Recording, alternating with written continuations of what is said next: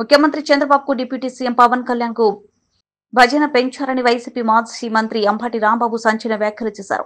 నారా లోకేష్ తండ్రి భజనను తగ్గించగా పవన్ కళ్యాణ్ పెంచారని విమర్శించారు. తాడేపల్లి వైసీపీ కార్యాలయంలో అంబటి రాంబాబు మీడియా సమావేశంలో కూటమి ప్రభుత్వంపై విరుచుకుపడ్డారు. రాష్ట్రంలో అసమర్థ పాలన కొనసాగుతుందని, ప్రభుత్వానికి దీనిపైన కూడా కంట్రోల్ లేదని విమర్శించారు. కేంద్ర మంత్రి అమిత్ షా పర్యటన సందర్భంగా రాష్ట్రంలో అనేక సమస్యలుండగా వైఎస్ జగన్ ప్యాలెస్లపై ఆరోపణలు చేయడం దౌర్భాగ్యకరమని పేర్కొన్నారు. సందు దొరికితే చాలు వైఎస్ జగన్ పై బురద చల్లాలని ప్రయత్నం చేస్తున్నారని ఆరోపించారు. విశాఖ ప్లాంట్ ప్రైవేటీకరణ రద్దు గురించి ఎందుకు మాట్లాడేదని ప్రశ్నించారు. రాష్ట్ర విభజన తర్వాత ఎన్నో సమస్యలు అపష్కృతంగా ఉన్నాయని, తెలంగాణ నుంచి 8,000 కోట్ల విద్యుత్ బకాయిలు ఉన్నాయని, వాటి గురించి ఎందుకు మాట్లాడలేదన్నారు. చంద్రబాబు అవివేకం వల్లే పోలవరం డయాఫ్రమ్ వాల్ దెబ్బతిందని మరోసారి ఆరోపించారు. అనేకమైనవి పెండింగ్ లో ఉన్నటువంటి తరుణంలో అమిత్ షా గారు మన రాష్ట్రం వచ్చినప్పుడు ఆ సమస్యల మీద దృష్టి పెట్టి ఎంతో కొంత పరిష్కార మార్గాలని అన్వేషించవలసినటువంటి తరుణంలో మరి ఆయన గంట బ్రహ్మాండాన్ని విందించారంట. విందించి కరగట్టు పక్కన ఉన్నటువంటి ఒక అత్యంత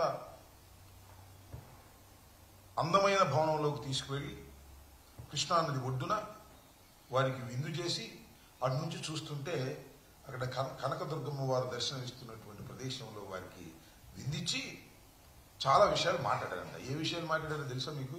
ఇవాళ వాళ్ళ పత్రికలో రాశారు. జగన్మోహన్ రెడ్డి గారి ప్యాలెస్ల గురించి మాట్లాడారంట. సమస్యలన్నీ పోయినాయి. హోంమంత్రి గారు వస్తే పరిష్కారం కావాల్సినటువంటి సమస్యల్ని పక్కన పెట్టి జగన్మోహన్ రెడ్డి గారి ప్యాలెస్ గురించి అని అడిగాడంట. వీళ్ళు చెప్పారంట ఆయనకి బెంగళూరులో పాలసీలు ఉన్నాయండి, తాడేపల్లిలో పాలసీ ఉందండి, హైదరాబాద్లో ప్యాలెస్ ఉందండి, పులివెందుల్లో ప్యాలెస్లు ఉన్నాయండి. మేము అనుకుంటున్నాం అమిత్ షా గారు ఇవన్నీ అడిగాడని మేము అనుకోవట్లా. వీళ్ళు రాయటం మాత్రం ప్రచారం. ఏ సందు దొరికినా జగన్మోహన్ రెడ్డి గారి మీద బురద జల్లుదాం. నా చిన్నప్పుడు ఒక కథ ఉండేది, ఆవు కథ అని. ఏ వ్యాసంలో చెప్పినా ఆ గురువు గారు ఆవు కథ రాసేవాడు. విమాన ప్రయాణం గురించి రాయమన్నారంట. విమాన ప్రయాణం చేస్తున్నాను, కిటికీ పక్క నుంచి కిందకు చూశాను, ఆవు కనపడింది, ఆవు తెల్లగా ఉన్నాను, ఆవు పాలించను. ఈ రకంగా ఆవు కథలాగా జగన్మోహన్ రెడ్డి గారి మీద బురద జల్లేటటువంటి కార్యక్రమాలు చేసేటటువంటి పద్ధతుల్లోనే ఇవాళ అమిత్ షా గారు లాంటి వ్యక్తి వస్తే, హోంమంత్రి వస్తే, ఆ సమస్యల పరిష్కారం కోసం కాకోకుండా, రాష్ట్ర సమస్యల పరిష్కారం కోసం కాకోకుండా జగన్మోహన్ రెడ్డి గారి మీద బురద జల్లేటటువంటి రాతలు రాయటం కోసం ఉపయోగించుకున్నారు అనేది నా అంశం ఇక్కడ.